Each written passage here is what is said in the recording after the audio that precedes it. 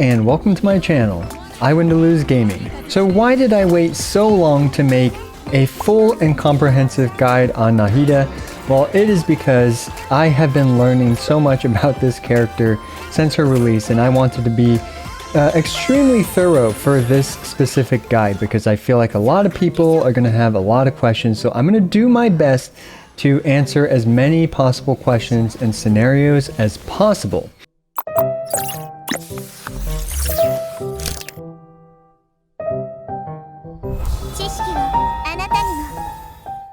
As such, this guide, I'm going to cover three essentially entire builds for Nahida. We're going to have a very damage focused on-field spread DPS Nahida. Then we're going to have a mostly off-field spread damage Nahida. And then finally, we're going to have a third build, which is just a pure support build. And as always with these types of videos, do check out the comments for any potential corrections or additions that I've made to this guide, as well as any feedback or comments from other users that may actually be incredibly helpful. Now we're going to start off with something that will apply to all three builds, which is just general knowledge of how her kit works. Fortunately, a lot of this stuff is fairly straightforward, but essentially her normal attacks have 4 hits. They do have a completely that linear hitbox AoE that is, that you can see when she squishes the little dendro button for little dendro things to pop up. She has standard ICD on her normal attacks, and she has no ICD on her charge attacks. Being Catalyst, her charge attacks do cost a lot of stamina, but you can dash or jump cancel them essentially immediately. Her normal attacks do not hit things that are elevated by things like Venti's Tornado. However, her charge attacks do reliably hit things in Venti's Tornado. They have reasonable AoE, and there really isn't too much else to say about them. Her charge attacks are not your main source of damage, but they are decent to throw in, especially for an on-field Nahida. Now, the next thing is her elemental skill, all schemes to know. Really, her kit heavily revolves around her elemental skill. She has a press version where she just kind of swipes with a little bit of radial AoE, and you have the hold version where anything that you highlight in the box can be tagged by it, and once they are marked by, the Seed of Skanda, then any elemental reaction that you perform on a marked enemy will trigger this Tri-Karma Purification. So this can be any elemental reaction as long as it's on the enemy, even if it's not a Dendro related reaction. What's also interesting is that her Tri-Karma Purification applies 1.5 gauge of Dendro, which actually makes her extremely good in Hyper Bloom teams, which we will talk about later. Up next is that it generates 3 particles on elemental reaction or on Tri-Karma Purification trigger, but it has a 7-second cooldown, and also reapplying the Seed of Skanda does not refresh the Tri-Karma Purification cooldown. The elemental skill does not have any ICD on her press or hold or Tri-Karma Purification, so in other words, she can apply a ton of Dendro. Now what else do we need to know about it? It does not snapshot. There is a very generous but still not infinite leash range. Her Hold E version does not have infinite range, but the range is exceptional. Pretty much, if you stand in the middle of an abyss chamber, you're probably going to hit everything in the entire chamber, even if they're, on the edges of the abyss map. Now, she can target invincible things and tag them with it, although obviously won't do damage, but they will be tagged by the Seed of Skanda. And finally, a cool trick about this that is pretty ridiculous is to have a mouse with an adjustable DPI. So here, this is my normal mouse sensitivity, which is, very manageable, and it goes reasonably fast, but not all that fast. And now I'm going to increase the DPI, and we can see now I'm able to actually tag everything around her much quicker than with a lower DPI, and I can toggle this up and down thanks to my mouse. So just one little hardware trick that's not necessary, but it is a fun way to optimize Nahida's elemental skill. Next is her elemental burst, Illusory Heart. This thing creates a huge massive AoE and provides buffs to Nahida's Tri-Karma Purification based on the elements of her teammates. So if you have one pyro character, you get 20.8% bonus damage. If you have two pyro characters, you get 31.2%. And the lecture one decreases the trigger interval, so it shortens this 2.5 second trikarma purification interval down by either 0.35 seconds with one electric character or 0.52 seconds with two electric characters. Finally, the hydro duration extends the burst duration by 4.68 with one character and more with two characters. It has a long casting duration of roughly 2 seconds. Now next are her passives. This first passive is incredible as it provides 25% of the elemental mastery of the party member with the highest elemental mastery. You can gain 250 elemental mastery in this manner. So it goes up to 1000 elemental mastery on that character, and it takes 25% of that to give you 250 elemental mastery to the on-field character. Now it's important to note it is to the on-field character. Now the next thing is the second passive, where any elemental mastery above 200 will grant 0.1% damage bonus and 0.03% crit rate. At 1000 elemental mastery for Nahida, you will gain 80% bonus damage and 24% crit rate, which is just to her tri-karma purification and not to her basic attacks. I think it also applies to her Constellation 6, although I actually did not do the math for it, but I'm pretty certain that it does. Okay, so we've made it to the first build for this video, which is going to be the on-field DPS Nahida. Why do we care about spread Nahida damage primarily? And that is because if we look at this chart, we can see that her raw Tri-Karma Purification damage without spread does 27,320 damage through my damage maximize algorithm. However, TKPS, which stands for Tri-Karma Purification with spread, the S stands for spread, does 52,278 damage, which is nearly twice the amount of damage as Nahida does without spread. This is the freest and easiest and also most optimal way to maximize Nahida's damage is you slap in spread and you assume she is doing spread damage in order to actually properly make her do damage, because once you cut her damage in half, it does not feel as nearly as impactful. However, once you double it with spread, it is absolutely incredibly powerful. Now we're going to start with her artifacts, and we're going to start with no set bonus for Nahida. Now, no set bonus Nahida is our baseline for this chart, and this chart is making a lot of assumptions for an on-field Nahida. This is because she is going to be at Constellation 0, level 90, triple crown with a refinement 1, 1,000 floating dreams, with 3 non-Dendro teammates, and finally she has a teammate with 1000 elemental mastery, and her burst is up, providing her with 250 elemental mastery. Now this is one of the problems with theory crafting for Nahida, is that she really has way too many states to consider. Is she off-field? Is she on-field? Does she have a teammate with 1000 elemental mastery? Does she have any Dendro teammates? What weapon is she using? What artifacts are her teammates using? Really, out of almost all the characters, I think Nahida is the one with some of the largest variance for her builds, as well as building her properly because of that. Let's start with the 4-piece Gilded Dreams. The 4-piece Gilded Dreams is a great artifact set for her because it provides 80 elemental mastery, and you generally don't run Nahida with other Dendro characters, so you will get another 150 elemental mastery.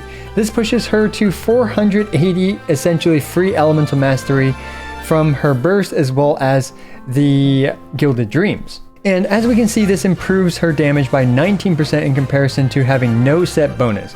However, with her signature weapon, we actually run into the problem of over EM, where it is true that over 1000 elemental mastery, you start to see diminishing returns. We are now up to 1124 EM, and we do see diminishing returns for that. However, this is going to be the best artifact set for Nahida if you can slap on the Deepwood Memories onto another character.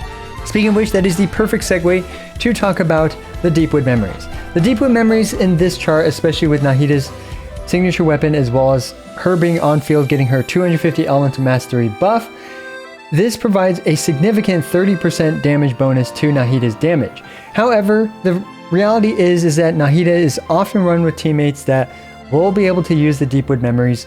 What I'm trying to say here is Deepwood Memories and Gilded Dreams. Choose Gilded Dreams if you can put 4-piece Deepwood Memories on a low damaging character that can apply the Deepwood Memories reliably for an on-field Nahida. Okay, so the next artifact combination that I want to talk about is the Wanderer's Troop plus the 2-piece Gilded Dreams. In combination, these two provide 160 elemental mastery, which is only 70 elemental mastery lower than the Gilded Dreams. So if you do have a good combination of these artifacts, I do recommend going this route, especially if the substats are roughly 3 or 4 substats better than your 4-piece Gilded Dreams. Similar mentality with 2-piece Deepwood plus 2-piece Gilded Dreams. You want at least 3 or 4 substats better. And these two combinations are incredibly close, and they both just do a few percentage points less than the Gilded Dreams. Now for the main stats on this chart, my damage maximizer algorithm, because of all the free elemental mastery that we get from the Gilded Dreams, as well as her elemental burst, which is 480 elemental mastery, we have an elemental mastery timepiece, Dendro damage goblet, and crit something circular, either crit rate or crit damage, whichever is appropriate for balancing the 1-to-2 crit ratio. Now my damage maximizing algorithm did this for all the artifact combinations as well as for all the weapons for this specific on-field spread DPS Nahida, so do keep that in mind. But let's actually talk about Nahida's weapons for her on-field. Now, I did already make a full weapon guide video for Nahida for this on-field DPS build, so I'm just going to kind of go through this pretty quickly, because if you do want the full breakdown for her weapons for an on-field Nahida DPS build, I do recommend checking that video out, as really none of this information changed at all. Essentially, 1,000 Floating Dreams, great weapon, but for an on-field Nahida, she actually has a bit of over elemental mastery, which means that it is not quite as powerful as, for example, in other scenarios where she doesn't have the Gilded Dreams as well as the burst up with 250 elemental mastery. Despite that, this is still an incredible weapon for her because it is unconditional and it provides a small 40 elemental mastery buff to her team. Now the next most recommended weapon, I would say, is the Kagra's Verity, where for an on-field Nahida, if you manage to get away with a couple tappies, you can ramp up pretty quickly in roughly 10 seconds. At 3 stacks, this should be the theoretical damage ceiling for Nahida, especially for an on-field Gilded Dreams Nahida, where Elemental Mastery is generously supplied by her burst as well as her artifact set. We can see that I've given this, pretty solid 4.5 slime rating for the Refinement 5, as well as 4 slime rating for the Refinement 1 for this weapon.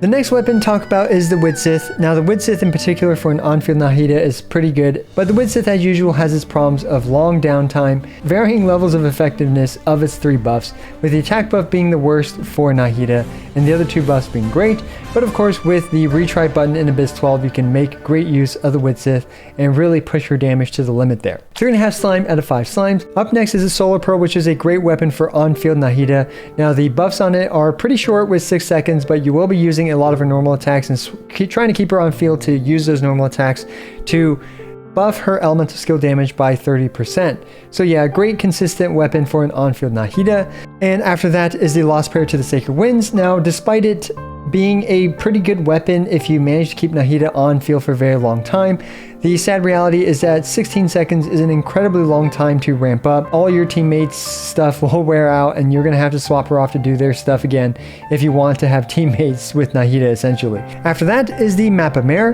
Map of Mare is a pretty solid free-to-play weapon option, especially if you've been unlucky and you haven't gotten the Widsith. Now what is good about this is that it essentially has no downtime for Nahida because you will be keeping her on field.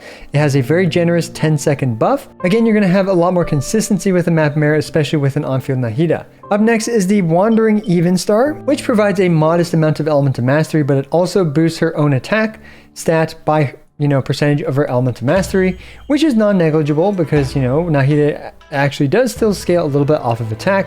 That's why this weapon actually doesn't do horrifically bad in terms of the amount of damage it does. It also buffs her teammates, which is nice. After that, we have the Sacrificial Fragment, and the Sacrificial Fragments does occasionally give you an additional tap E or hold E spread damage, which is a nice tiny little bit of additional damage on top of her overall kit. Now what's good about this weapon is that it is no nonsense and it actually does give you the opportunity to do a pretty wide sweeping hold E AoE attack to tag everything and hit them with spread again. I'm giving it a 3 slime rating. From the Widsith down to the sacrificial fragments, notice how all these weapons have 3 to 3.5 slime rating. This means that I value these weapons extremely similarly to each other, and really it's difficult to kind of go wrong with any of these choices while you're using Nahida. So if you just prefer the consistency and the additional E from sacrificial fragments, absolutely just use that over the Widsith. If you just don't like, you know, the way the Widsith works with its ridiculously long downtime and its RNG buffs. So up next we have the magic guide, which is right here.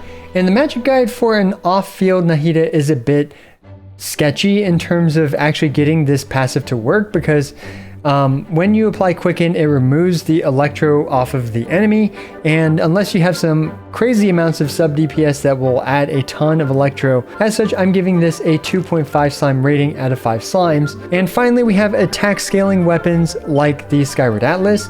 Skyward Atlas, roughly 85% of the damage of the baseline of this chart, which is the 1000 floating dreams. Not really recommended. This provides a ton of attack, but Nahida does scale off attack, however not as well as Elemental Mastery. It also provides 12 to 24% elemental damage, which is nice. So the Skyward Atlas is one of the better attack-based weapons for Nahida. However, it is still not recommended. I'm giving it only a 2 slime rating. Whew, that's a lot of stuff for that. So next, let's talk about Nahida's teams for an on-field spread DPS character. Now there is this Cookie Cutter Hyper Bloom team where Nahida is an incredible driver for this team. The 4th slot can really be anyone. It can be Zhongli, it can be Sucrose, it can be a ton of different characters that either add Elemental Mastery, amplify damage taken, or shred resistances and provide a shield like Zhongli does. Run Kazuha too for grouping, Venti, etc. But really the 4th slot is very flexible. However, in terms of gearing this team, if you do have Zhongli on this team, you want to put the Deepwood Memories on him, put the Gilded Dreams on Nahida. However, if you have someone like Kazuha, now the artifact choices get really interesting. You could even run Kazuha with the Deepwood Memories if you just want slightly more Hyperbloom damage, or you can run Kazuha with the Viridescent Veneer to amplify his own damage, as well as to potentially swirl Hydro depending on your rotation in order to have Xingqiu do a little bit more damage. But at that point, who the Deepwood Memories goes onto actually becomes surprisingly flexible, as Kazuha does not always need the Viridescent Veneer to succeed. But that's the thing, is that you need to do what is right for your team. If you feel like Deepwood Memories is best in Nahida and then maximizing Hyperbloom damage, hey, with Gilded Dreams on Kuki, that is another direction to go. So it's up to you, and really, I mean, this game's easy enough where those types of micro optimizations don't matter too much. Another option is an aggravate spread team with, for example, either Fischl or Yaimiko. You can have Kuki or just another aggravate DPS character like Yaimiko, Fischl, or even Beidou, for example. And finally, an Anemo character is great for shredding the resistances for these Electro characters to do more damage. Again, if you, let's say you have Fischl and Yaimiko and you bypass the healer for Abyss 12, then you will probably want the Deepwood Memories on Nahida and keep these two to maximize their damage, and Viridescent Veneer on Kazuha. However, if you're running, for example, Kuki or Dori as a healer slot, and you should be able to run Deepwood Memories on Dori and Gilded Dreams on Nahida and maximize Yaimiko's damage with the Viridescent Veneer to shred Electro for Yaimiko. So as we can see, again, you have to be flexible with your artifact mentality in terms of who do you put the Deepwood Memories on and who do you put the Gilded Dreams on for maximizing the team's damage. Another really interesting team is the Burning Load team, which is Burning plus Overloaded, because Nahida is still able to get a decent amount of spreads in as well. This team is actually surprisingly good, although it lacks the consistency, but I do recommend giving this team a try if you're ever so inclined. So yeah, that covers spread DPS on-field Nahida. Let's move on to her off-field build. And yep, we're going to keep going. We have more charts to go. I know this video is incredibly long, but hopefully there are chapters down below to help you isolate what you want to see. So we're going to start off again with the no artifact set bonus. This is our baseline, and the first entry in this chart is actually going to be the 4-piece Gilded Dreams. Now, what are the assumptions we're making for an off-field Nahida? She's a Constellation 0, level 90 with 10 tendon talents, and she has a Refinement 1, 1000 floating dreams, and she has 3 non-Dendro teammates. What this means is that she has no elemental mastery buffs from her team, nor from her elemental burst because she's off field, so she does not gain her passive 1's 250 or however 25% elemental mastery buff. So with that in mind, the 4-piece Gilded Dreams is an incredible artifact set for an off-field Nahida, boosting her spread damage by roughly 30%. Now the next artifact set to talk about is the 4-piece Deepwood Memories. And what actually surprised me is that my damage maximizing algorithm effectively had these two artifact sets come out as a complete tie. Because without any elemental mastery from your team, these two artifact sets end up performing nearly identical because Nahida wants a ton of elemental mastery, and we are quite starved on elemental mastery without being on field or without the 4-piece Gilded Dreams. However, just like for on-field Nahida, you can obviously slap the 4-piece Deepwood Memories on another character for Nahida to then use the 4-piece Gilded Dreams to get the best of both worlds. Up next on this chart, we have the mixed artifact sets, 2-piece Wanderers, 2-piece Gilded, and 2-piece Deepwood, some kind of combination of that. We can see that, again, we are just talking about a certain amount of substats that are missing. So 3 to 4 substats is typically the range of difference that you want between these combination 2 pieces versus the 4-piece artifact sets. A couple interesting artifact sets to consider for Nahida are the Tenacity of the Millelith as well as the Noblesse Oblige, but more so the Tenacity of the Millelith in my opinion. I mean, these two artifacts effectively will do the same thing for Nahida. Nahida's personal damage, she does lose a significant amount of damage, doing 109% in comparison to 130% when it comes to either the Gilded Dreams or Deepwood Memories. However, if you do value that 20% attack buff on another character more than you value Nahida's personal damage going up significantly, then go for the 4-piece Tenacity or 4-piece Noblesse Oblige. Alright, so let's continue to talk about her weapon options. Now, really the weapon options are quite similar, but there is more information in this chart showing you guys which artifact set main stat combinations my damage maximizing algorithm selected for each of these weapon combinations. Now, I'm going to assume the 4-piece Deepwood Memories for this chart because we're swinging to the opposite end of the spectrum in terms of, like, for example, do we have a ton of elemental mastery or do we basically not have any elemental mastery at all? So you can kind of see the difference in the damage maximizing algorithm's mentality as well as the difference in weapon performances, but also, you know, yeah, this is mainly for off-field Nahida with no elemental mastery buff. So yeah, it's just interesting to see both perspectives. Now the Floating Dreams, I'm going to give this one a 5 slime rating for the off-field Nahida. No nonsense, provides a buff to the rest of your team, and it's actually, you'll see that it performs better in comparison to other weapons for an off-field Nahida thanks to the massive elemental mastery stat on this thing, because Nahida is again starving on elemental mastery without the Gilded Dreams or without being on field for her burst buff. Next weapon is the Kagra's Verity, which suffers significantly in comparison to the on-field one for an off-field Nahida because you really don't want to always swap her on every few seconds. As such, because of the ramp up time, I'm docking half a slime on both Refinement 1 as well as Refinement 5 Kagra's Verity. Now this does not mean this is a bad weapon. In fact, this is still an incredible weapon for Nahida. It's just not quite as good as it was before. Now what's interesting is that you'll actually see me dock half a slime off the Widsith as well for this chart. And why is that? This is because when the buff is down for the Widsith, it is now down to 77%. For the on-field Nahida with a ton of free elemental mastery, it was only down to 85%. So because the damage floor of this weapon is significantly lower than when she's on field with the previous setup, I'm giving this half a slime lower. Now this does not mean that the ceiling is not there because the ceiling of this weapon is still incredible, and that's why it still deserves a solid 3 slime rating. Up next is the Wandering Evenstar. This is a great weapon for an off-field Nahida, this providing an attack buff on top of it being a great option for Nahida's personal damage makes this a great weapon. And also it deserves a 3 slime rating.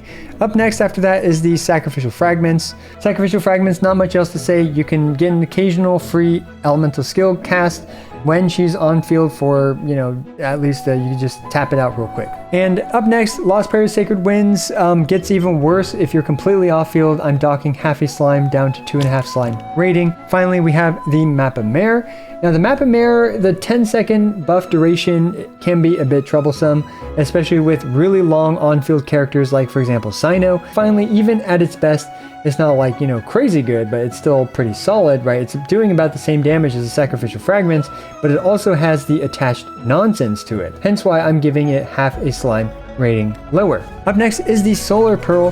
Solar Pearl is going to suffer while off field for obvious reasons. Finally, we have the Magic Guide. As you can see, most of the weapons I've docked half a slime, but the Magic Guide actually maintained is 2.5 slime rating. This is because, in particular, if you use her in a spread composition with a character like Cyno, there is an increasingly high chance that the enemy will have Electro on them. Oh my goodness. Okay, so let's talk about a couple team archetypes that are pretty straightforward for an on-field Nahida. We can use a Cyno team, which actually, there you go, there's a Cyno team. You can use Cyno, Nahida, and then any Anemo character to amplify Cyno's damage. And finally, a flexible for slot. You can use an Electro Healer, Zhongli, and you can replace Cyno with Keqing. This is another great off-field Nahida situation. I mean, heck, you could even run something like a Tignari with an Electro character and then with a 4th flexible slot and Nahida as a sub DPS spread character. That's just one example of another team archetype you could try. Alright, we finally made to the last build for support Nahida. You don't care about how much damage really she does. She's probably not going to be doing spread damage in those situations. In fact, she's either going to be activating Bloom or she's going to be activating Melt or Vaporize. So we'll get to that in a sec in terms of the team comps, but let's talk about support Nahida's weapon options.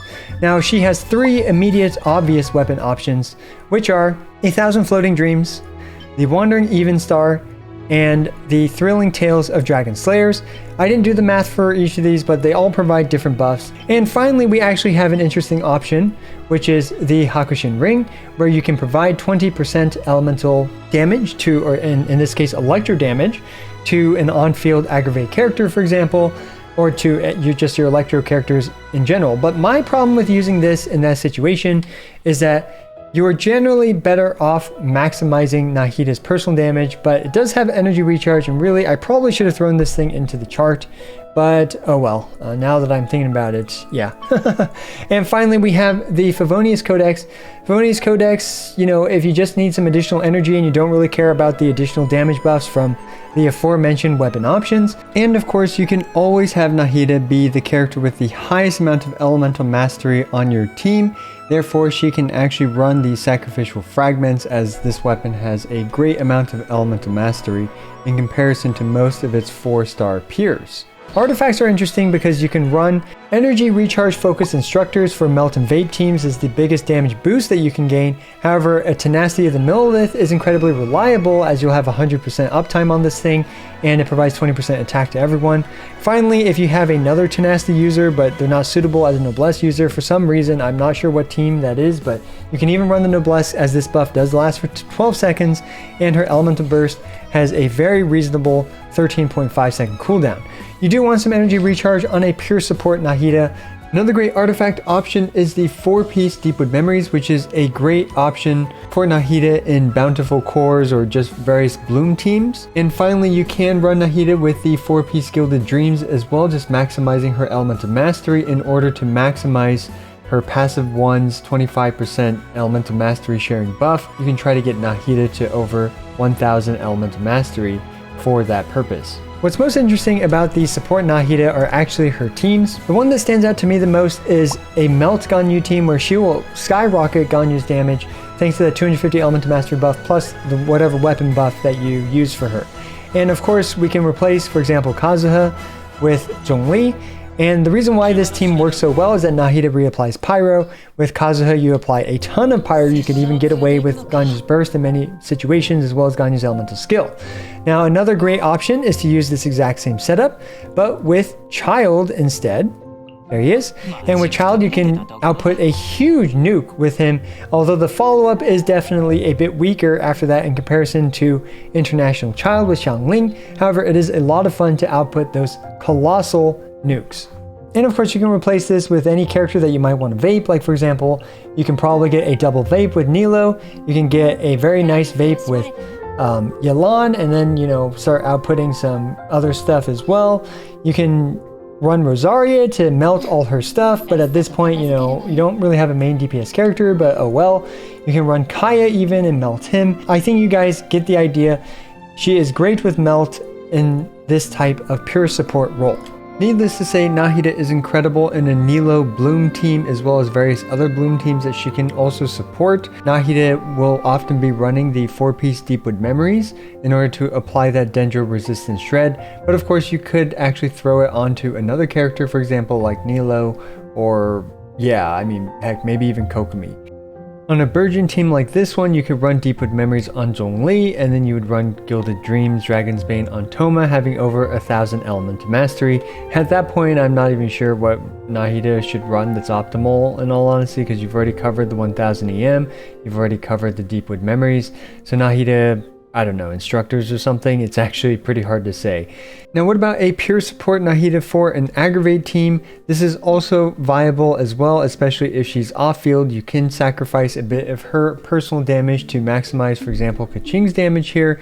You have a few options for Nahida in this situation. The Instructors provides 120 Element to Mastery, the Tenacity provides 20% attack. It's hard to go wrong with either of those. And of course, Nahida can run either the Hakushin Ring, although the buff on it is pretty short and does not proc off field. And of course you can run the Thrilling Tales of Dragon Slayers, but that thing has a 50% buff downtime. Finally, she can always run the Wandering Evenstar, but of course that buff is pretty small. So pick your poison and pick whichever weapon you prefer in that situation for her to buff a character like an Aggravate Kaching or even an Aggravate Sino. The same mentality applies. Okay, finally we can get to her constellations. Now I did an in-game showcase and a full video on this as well, so I am quite familiar with these constellations.